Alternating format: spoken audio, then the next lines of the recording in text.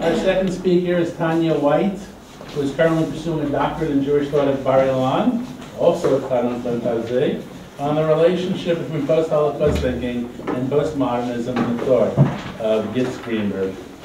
Her topic today is the role of Shagar's soft-powered pluralism in the theology of Irving Greenberg and other religious pluralists.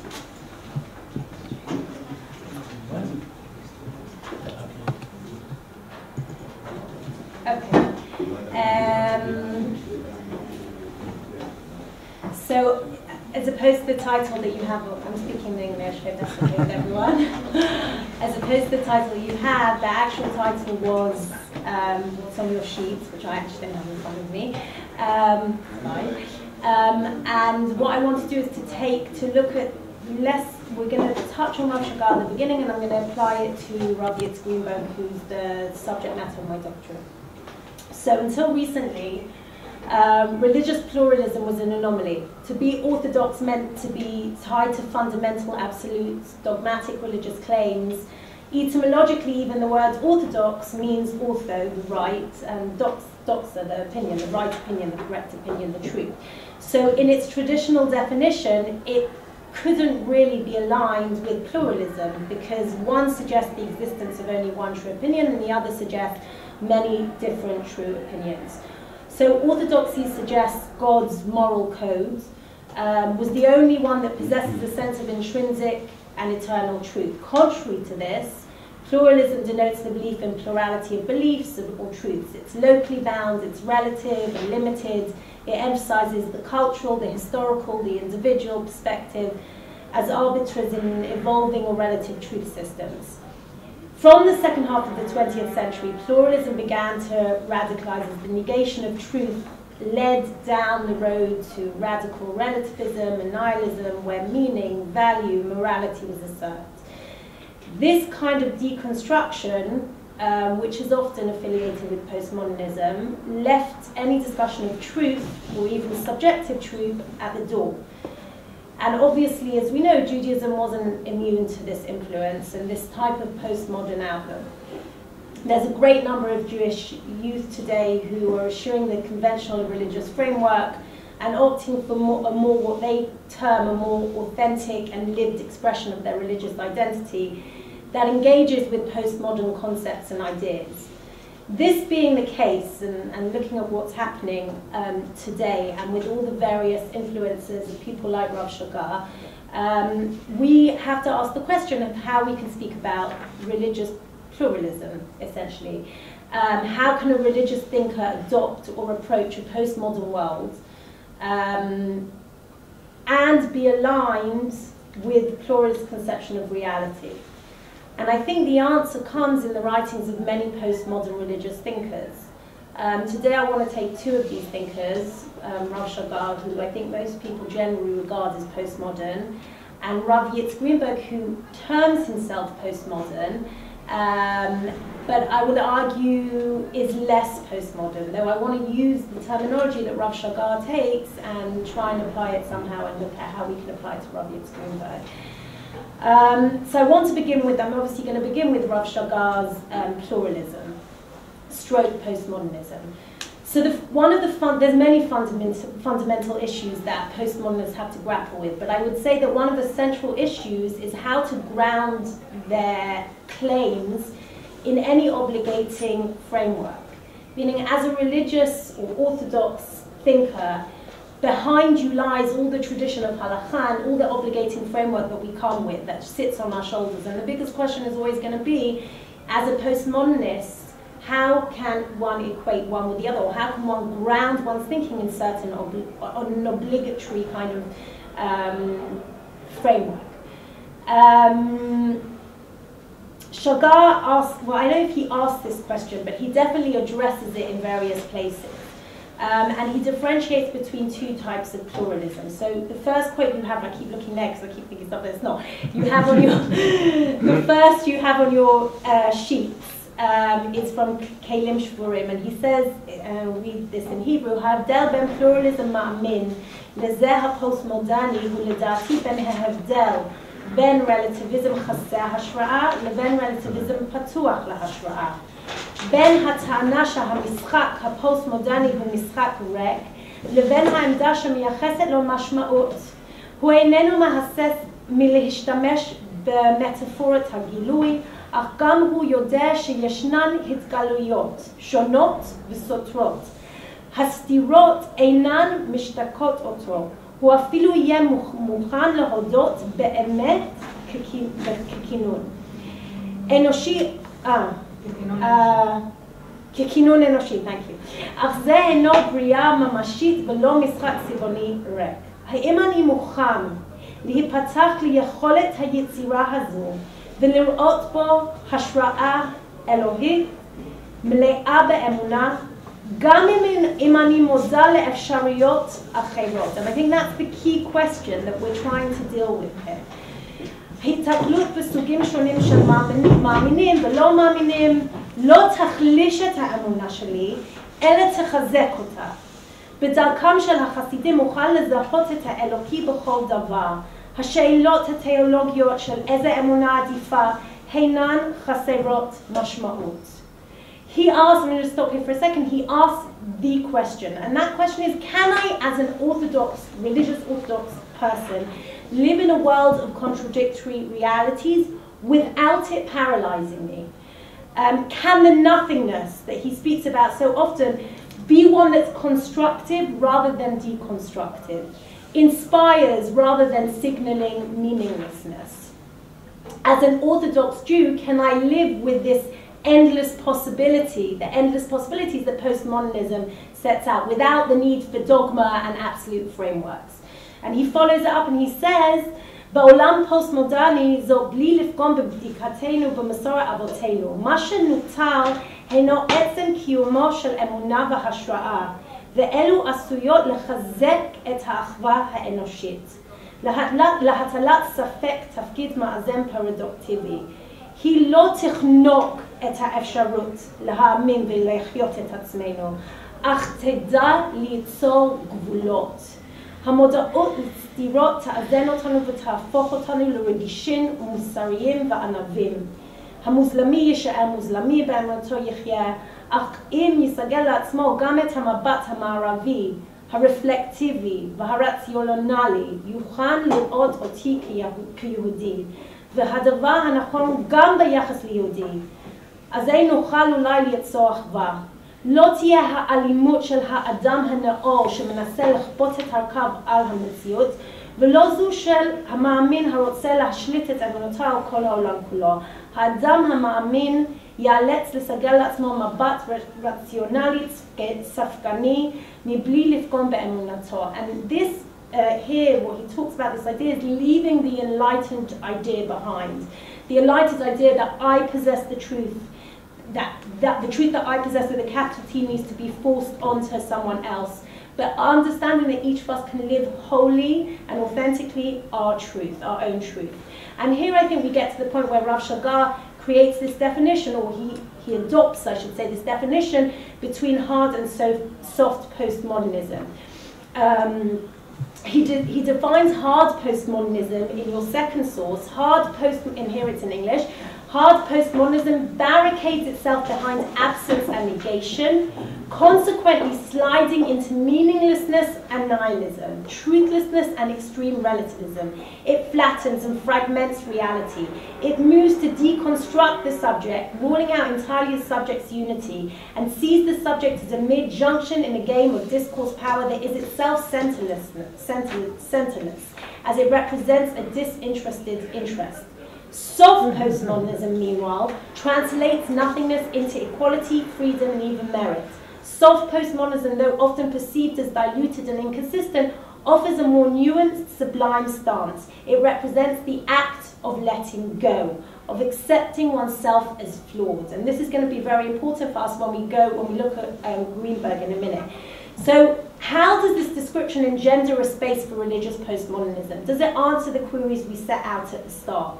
And here Rav Shagar explicates the claim by adding that though we live with randomness, it's the meaning we endow on our own conditions that give us purpose. And he says that in the next paragraph, which I'm going to skip for lack of time. But he talks about the idea that the random conditions, in some senses, are what allows us, that kind of halal rek allows us to impose meaning. So I'm going to take what I see as three main tenets of Rav Shagar's soft pluralism, or soft postmodernism. Number one, and again, here it's almost superficial to an extent, but I want to use these to move on to Greenberg. So the first one I would say is construction over deconstruction. Seeing the ayin, the halal rek, the halal panui, the emptiness, the void, as an opportunity, as an opening up, rather than a nihilistic space. The ayin, as also as we've heard throughout the conference, the ayin is also being the yesh. The second tenet I want to take is the acceptance of one's fallibility, the accepting oneself as flawed, not the possessor of absolutes. And this is obviously a corollary to modernism, kind of postmodernism, enlightened modernism. And then finally, subjectivity as a premise for obligation, which I think is really important in trying to understand how a religious orthodox person can engage with postmodernism. Once we accept our specific truth, it becomes obligatory to us as specific individuals. In a sense, religious obligation is reframed as a voluntary obligation, as a voluntary one. It releases the believer from the bondage of absolutes and ideology. He says the postmodernist relinquishment of truth makes faith possible, rendering it more humble and playful and consequently more spiritual. So those are the three things I want to look at. I now am going to move to Irving Greenberg. How much time do I have? 10 minutes. We'll have to do. Okay. I'm going to... Obligation and voluntary. Yeah, exactly. I'm going to move on to Irving Greenberg. He's a think of a radically different milieu in every sense of the word, but there's a similar trajectory that I feel that they both move on to an extent, theologically, from almost a phenomenological, historic perspective, rather than he looks at it from a much more of a historicist perspective, and certainly Rav Shagar is looking at it from a much more ontological one. However, I do see similarities, which I'm going to talk about. Rabbi Yitzhak Greenberg, just to give you a very basic background, is an American Orthodox theologian. He was born in 1933 in America to parents that had come from Europe and who lost family in the Holocaust. He was ordained in the Bet Yosef Yeshiva, which is important to note, was a yeshiva that was based on Musa. It was like from the Muslim movement, and that's important in his later thinking. But he got his doctorate from Harvard. He's primarily known as a post-Holocaust thinker. That's where most people touch him. That's where most people engage with him. He wrote his doctorate on Roosevelt, and his academic training was in American intellectual history. Theodore Roosevelt, thank you. Could be Franklin. Yes, you're right. Thank you very much. In American intellectual history. But over the years, he veered into the more theological camp and became a leading American religious thinker and activist. And he started as a post-Holocaust theologian and moved into the general area of religious theology. Okay, so I'm going to talk about similarities between them. There are many, many, many differences. I don't think we're going to have time to get to the differences. I have them here, but I don't think we're going to get there. So for the minute, I'm just going to look at the similarities. Number one, both of them cite the monolithic absolutism inherent in the ideologies of modernity as a causative factor in 20th century fundamentalism, and both of them see pluralism, or at least the pluralistic vision of reality, as a remedy to some of those ills, and not necessarily antithetical to religion. They both advance a limited epistemology and an anti-foundationist sensibility. Both of them deal with the existential crisis allied to postmodern deconstruction and what that means for Judaism. And they both advance, and this is important to what we said before about the tenets, they both advance a voluntary religious obligation that's grounded in subjective meaning. Both of them grapple with the loss of the absolute and what that means, I think I'll repeat myself here, for religious obligation and revelation, specifically revelation, and they both speak of the acceptance of the flawed self or the flawed truth as the key to individual faith. Mm-hmm. Both of them embrace pluralism without its relativist ends, and that's going to be also very important. I want to explore the elements that I brought up earlier in terms of pluralism connected to Greenberg that engages with Shagar's concept and using the three tenets we began, but I'm going to do it backwards. I'm going to begin with the voluntarism of obligation. So this is the earlier stage in Greenberg's theology. and it's redacted actually as part of his response to the Holocaust rather than anything else. He's the son of parents who lost his family in the Holocaust, and he was never exposed to the extent of the destruction until he came to Israel for fellowship in 1961. During this time, he's exposed in a very visceral way and soul-destroying ways. He describes it with a true extent of the destruction. It was also the same time that the Eichmann trials were happening, and the growth of he describes as his firstborn son, and they all create what he terms afterwards dialectical faith. And dialectical faith, and he borrows a term from Buber of moment faith, is something that is a faith that's devoid of absolutism, and this is really where his pluralism, I think we see the seeds of his pluralism beginning.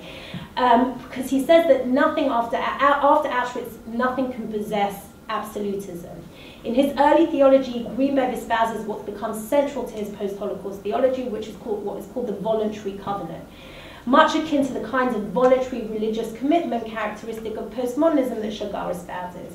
Greenberg's voluntary covenant arises out of total rupture caused in our realization, and here he talks a lot more about God than Shagar talks about, in realization that God has broken the covenant. In light of God's actions in the Holocaust and his seeming failure to uphold his part in the covenantal agreement, the Jewish people, in continuing unreservedly and grasping on to their covenantal duties, do so out of a voluntary rather than a coerced status. And again, here he, in source number 3, the fundamental shift in the nature of covenant can be put in another way. It can no longer be commanded. Covenantally speaking, one cannot order another to step forward and die. One cannot order another to go on a suicide mission out of shared values. One can only ask for volunteers. That was part of his voluntary covenant. And here, in retrospect, in much later works, he concedes that this stage of the covenant was inbuilt from the start. And the ideal was always for the Jewish people to reach maturation where they would engage in their covenantal obligations from the standpoint of independence rather than coercion. However, the Holocaust initiated this dynamic more rapidly and with more force than any incremental process could do. So he looks at this notion, I'm going to skip a bit, he looks at this notion of the voluntary covenant, and more than that, he situates truth within the subjective construct of each individual or faith group, affirming the existence of truth, but in a limited capacity, quite similar to what Shagar says, the limitation of truth. Okay, I'm going to move on to the second thing, which is this notion of, which leads us directly actually to the notion of fallibilism.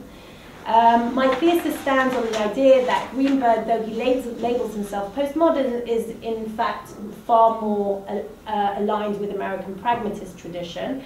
But we don't have enough time today to go into this. But what I do want to look at is this notion of epistemology in terms of Greenberg and Shagar. The classic postmodern, for the classic postmodern, epistemology is defunct.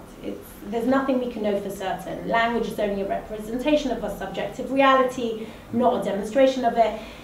Competing theoretical claims offer no method for verification and therefore lend themselves to relativist pluralism, where every position holds equal weight and no truth claims. In this sense, Shagar's very postmodern. The only thing that we can do is to exist in the empty space, in the nothingness, in the void, in the halal wreck. But for Shagar, he wants to, whereas the postmodernists remain there, many postmodernists remain there, he wants to move us forward. That is where Shagar stands. The pragmatist, and I want to move to pragmatism in order to highlight Greenberg. For the pragmatist, epistemology is a tricky one. Because on the one hand, there's neo-pragmatists such as Rorty and Putnam and various others who make similar claims to the postmodern.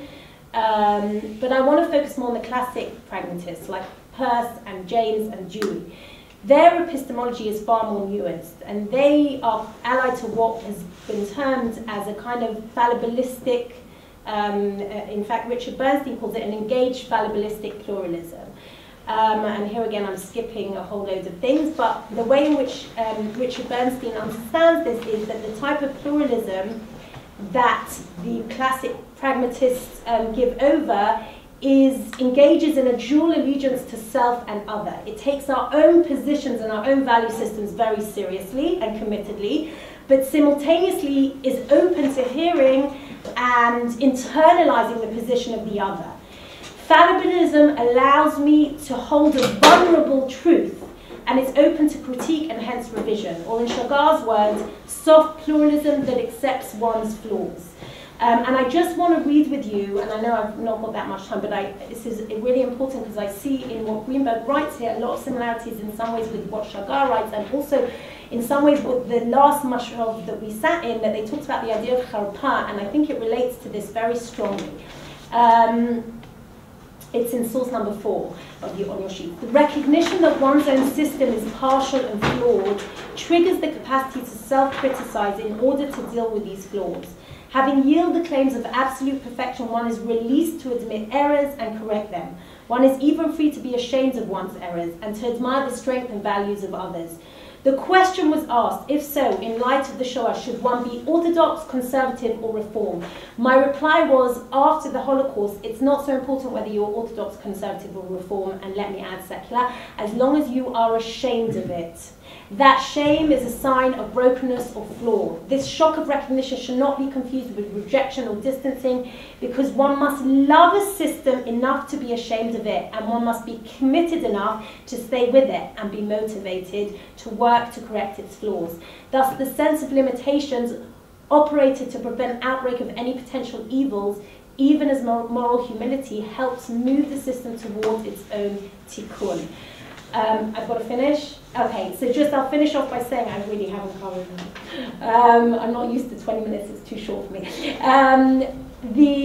I'll finish by saying that one of the major things I also see between the two of them is the notion of the constructive over the deconstructive, and perhaps I think that's one of the most important things, where Shagar kind of moves past postmodernism to an extent, allowing for the void, for the halal rekt, for the iron, to be a springboard to constructive spirituality, and he obviously terms it in mysticism.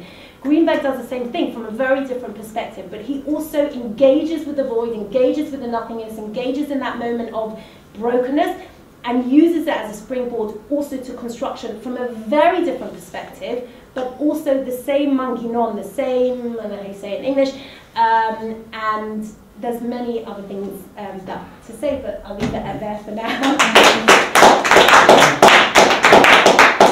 אני רציתי לשאול על מה מצא חן בעיניי המכתב תמיד הגיע ליעדו, אבל מה של הכאן, אז אבל לפי הפרשנות שלך הבנתי שהוא יגיע ליעדו, אבל זה שהוא מגיע למישהו. ואני חשבתי על זה שכשכותבים מכתב למישהו, אז הוא מגיע כבר ליעדו. זאת אומרת, זה לא תלוי בתוצאה, זה תלוי בעצם העשייה, כי בכתיבת המכתב אתה מדבר, אז כבר יש שם איזה הגעה. אז רציתי לשאול על זה. הכותב הוא הנמען. במובן הזה... במובן מסוים. אחת הדוגמאות לזה, לדוגמה זה, אדם רוצה להיות בפוזיציה מסוימת, כלומר קורבנית. אז הוא מסדר את המציאות, כשהוא מפרש את המציאות כקורבנית, כשהוא כאילו קורבן, בסופו של דבר מתייחס. באמת המציאות מסתדרת ככה. The question I have is, the pragmatists that you're working with, how religious were they? And you know, and to what degree are they in conversation with people like Greenberg and Shagar, who they're what's pushing them all the time is their how to be religious. Are you talking about the Christian pragmatists? Yeah, the American Christian pragmatists that you're using. So I think that's also a really interesting question. And today I've also been enlightened and to more contemporary soft pluralism and people who write about it, I've got to look into now. Firstly, they were religious, and that I think was also. So most people say the American pragmatism, in some senses, preempted postmodernism. They were almost the cure before the disease, right? They almost preempted what came afterwards and gave a solution to the postmodernist problem that was created after they came along. It's just that by that point, they weren't so popular. They became more popular only with Putnam and Rorty far later on. But they were religious, how seriously they took the notion of obligation, I don't think in the same way that Jewish religious thinkers take it, because we have the sense of halakha. For them it was much more about the faith. For us it's much more about the praxis. And I think that is to me that's where they're not so relevant for the question of obligation. I think. Okay, I'm taking over the next one. Giving you a source for free, because I'm not going to do anything with it. Text number 4 that you cited and liked actually has a similar parallel in Christian thinkers, Alice and Roy Eckhart's. The post-Holocaust thinkers, where they say we can't assume the resurrection is true, or the Christian story, because you've got to be ashamed of whatever religion you belong to, because nobody has the full faith. And Yitz was sitting on panels with Alice and Roy Eckhart completely, and you can see there's a certain merging of his words and their words. There's a merging of his words with a lot of people that influenced. Richard Rubinstein also, but that one, the Alice and Roy Eckhart, the rhetoric there of the pluralism is very much connected. Okay, last question, and then we have to go down. You're also fact on, but I mean, Greenberg is part of really a whole historical trajectory. He starts with the Bible, and then again we have a cataclysm of the destruction of the temple law for the state, and that leads to rabbinic Judaism, which already has moved from Nevuah to Chachma to Medrash, which is more of a partnership, and only do we have. I don't quite think you have that. No, I didn't trajectory in Rav Shagar.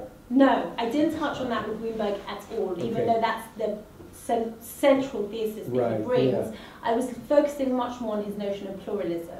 Okay. But there's no question that's central to him. But at least the voluntary. That's why I see Greenberg is far more historicist. Right. Shagar isn't. Right. Yeah. There's a big difference between them, but Miriam asked me to give something for the Kenneth, and I had to think of some connection, and then this is what I call that. No, it's fine, but I do. The truth is, it's not true, because as soon as I started looking at hard and soft pluralism, I straight away thought of Rav Shagar, because I'd read it in Rav Shagar. And then the more I looked into it, the more so that there was some kind of parallel between them. Again, I'm not saying it's absolute. There is definitely a lot of differences, and I have listed the differences and didn't have time to look at them. But yeah, definitely. And I promised Professor Ben Bazzi that I'll get everyone down in time for the next day. Thank you.